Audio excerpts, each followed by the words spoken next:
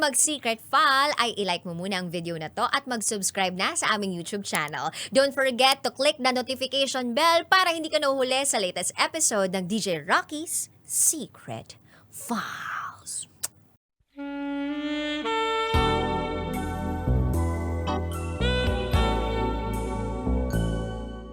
Hi, DJ Rocky at DJ Jello.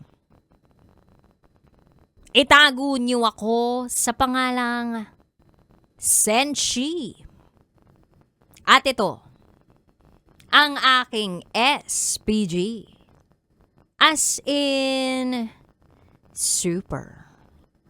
Back ganun. Secret File.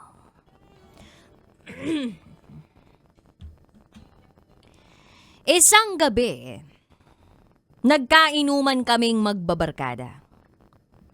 May mga nalasing at na-wasted. May mga nauna nang nakatulog. At yung iba, natirang matitibay pa. Kagaya ko. Matagal na rin kasi mula noong huli kaming nagkainuman. Napuno ng kwentuhan, kantahan sa bidyoke, at sayawan. Pero higit sa lahat, tanging ang epekto ng alak ang hindi natakasan ng buong barkada.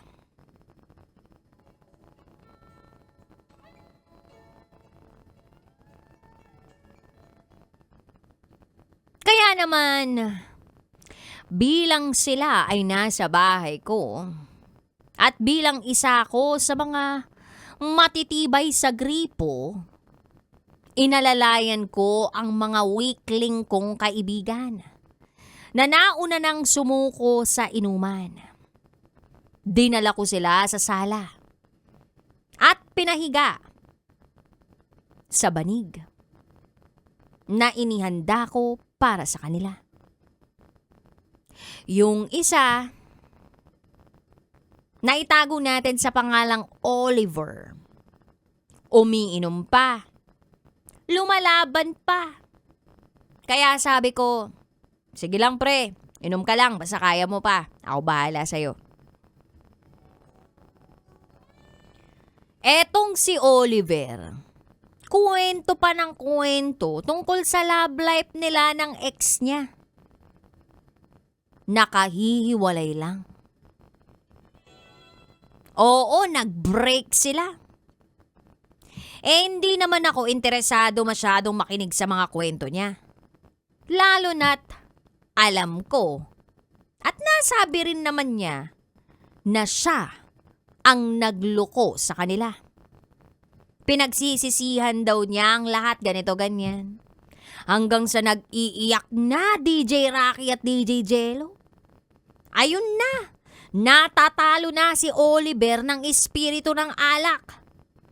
Kaya napasabi ako sa sarili ko ng, wala, bibigay na to. Totoo nga DJ Rocky at DJ Jello.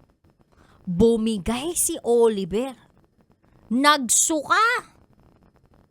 Pagkasuka niya, natalamsikan pa ng suka yung mukha ko. Okay lang, sige, matitiis ko yun. And since wala ng space sa sala para mahigaan niya, inalalayan ko si Oliver. Pinaakyat ko sa taas na bahagi ng double deck namin. Ang natutulog talaga doon yung nakababata kong kapatid. Sabi ko doon sa utol ko, dito ka na lang.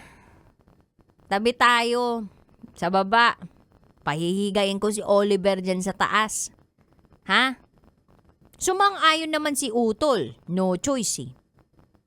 Kaya, inayos ko si Oliver sa taas para maayos at komportable siya. Nung okay na ang lahat, tsaka ako tumabi sa kapatid ko sa baba ng double deck.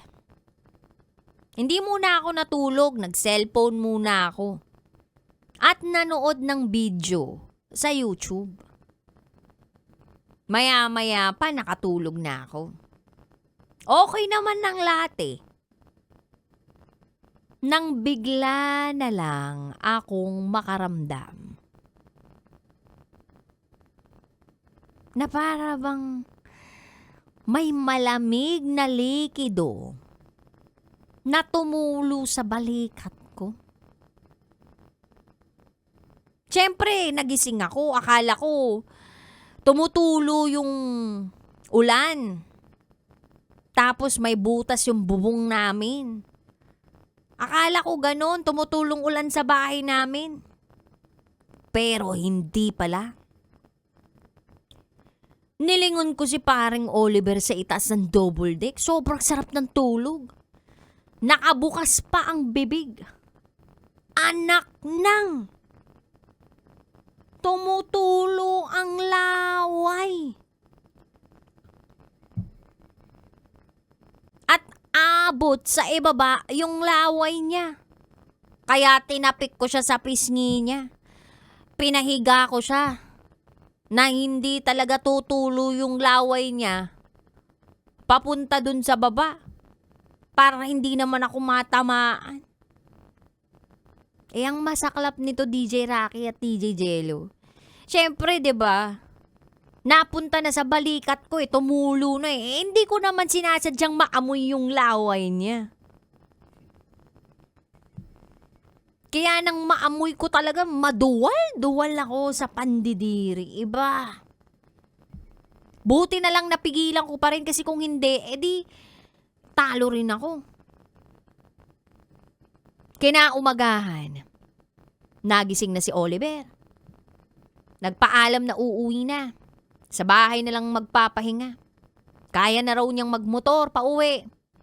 Kaya sabi ko, sige mag-ingat. Safe naman siya nakauwi. Pati na yung mga kaibigan naming nakitulog sa sala namin, dala ng kalasingan.